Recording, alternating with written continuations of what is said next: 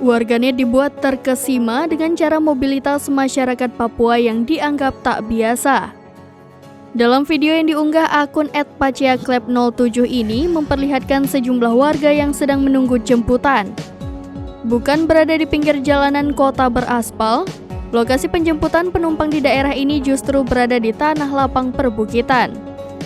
Sangat berbanding terbalik dengan ibu kota, sarana transportasi yang digunakan pun tak main-main, yakni menggunakan helikopter. Para warga di sana juga tak pernah merasakan kemacetan jalan yang biasa dialami masyarakat Indonesia pada umumnya. Warganet yang menyaksikan cuplikan video tersebut lantas beranggapan jika masyarakat Papua mendapat privilege yang melebihi seorang sultan.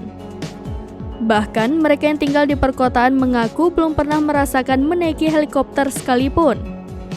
Sebagian dari mereka justru gagal fokus hingga menanyakan berapa tarif yang harus dikeluarkan dalam setiap penerbangan.